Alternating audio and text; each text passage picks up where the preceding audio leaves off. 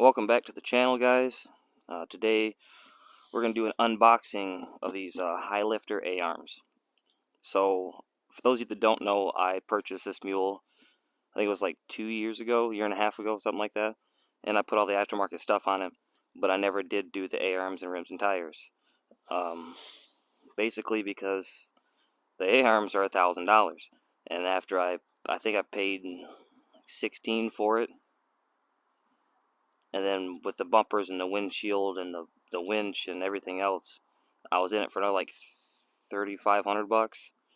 And then this is another 1,000 plus the rims are another 800, and the tires again another 800. Like I was just done spending money at the time. So but I finally bit the bullet and I bought them.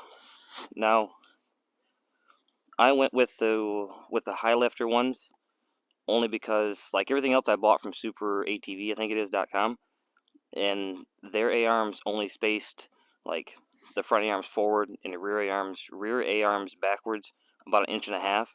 These were 2 inches each way. So, and they were cheaper. I saved like, I mean, not a lot, like $150 or something like that by getting high lifters, but I picked those up. I picked up some used rims.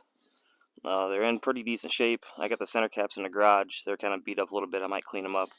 But they're 15s, and I went with 15s so I could just, it'd be easier to buy like a small pickup truck tires, like tires on my Ranger and stuff like that.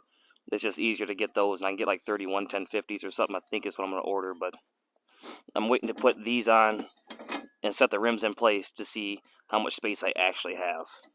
Now this is why I had to buy the A-arms, basically. There's not, I mean, there's only like 4 inches there, maybe 3 inches there difference between the tire and the body. And what the A-arms are going to do is going to move the center of this spindle basically back 2 inches, which gives me, more clearance, and I need that front and rear. So you kind of have to have them to be able to run a good sized tire. Well, I suppose we can get into it.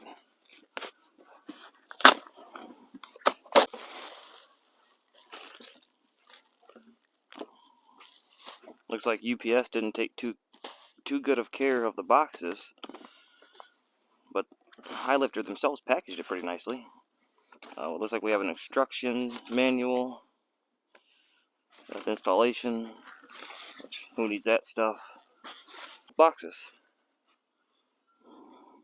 Well, it's already a nice design. Put a nice little sticker on it. Their welds seem kind of shoddy though for as much as you pay for just 4 of these. And they don't come with any bushings at all, so you have to reuse all your own bushings and ball joints and everything. Which again is, as much as you pay for something like this, you figure at least come with some rubber grommets. I don't know if you can see. Let's see if I can get you in there. Their welds are actually pretty shoddy. But it'll do. And I mean, it's going to be covered in mud and dirt and everything, so it doesn't really matter. Some of their flat welds look alright though. This one's got a little bit different. Just a HL in the middle. That's kind of cool. And again, I put their sticker on there.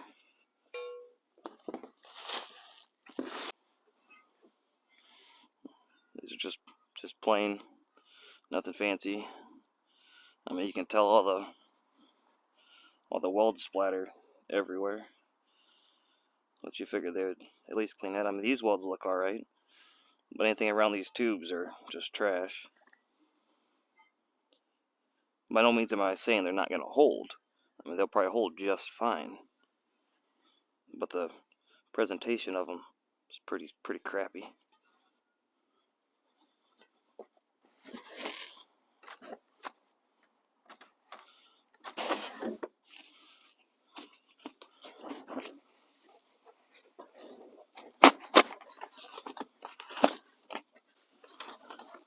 So that was the rear set. This is the front set. And the front set comes with extensions for the tie rods, which is actually really nice. Looks like it comes with all new tie rods too.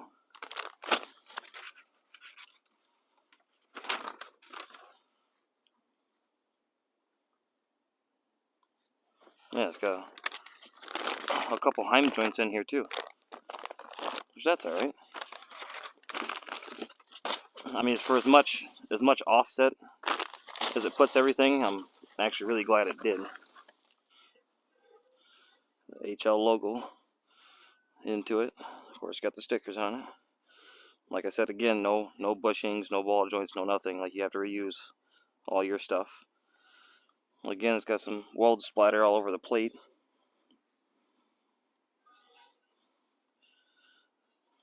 But the other thing about these is that they not only do they move the hubs, you know, forward and backward, they also have an arch to them. So instead of being just straight from there to there, it's got a nice arch for high clearance, which I probably really don't even need. I just more or less want, you know, to put 32s or 31s or something on here, so I need the offset of the hub. Same, the high lifter logo in the center of it.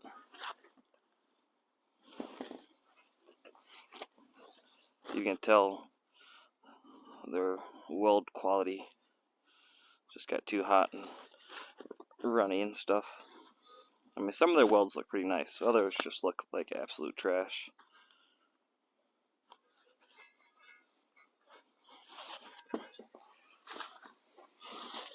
Shock bracket relocation, which you kind of need. Yeah. Another one's going to look just like this one. Not sure what that's about. There's a weld in the middle of this plate in line with this on the back side. So I don't know if they had a hole drilled there to know where the placement of this one goes. I'll take you around to the front. Their sticker quality sucks. The sticker's coming off. I'll take you around to the front and show you the difference just from a front end view of the high clearance, like the arched to this versus stock. These A-arms are just, I mean, perfectly flat. These have an arch to them, which gives you a little more clearance, but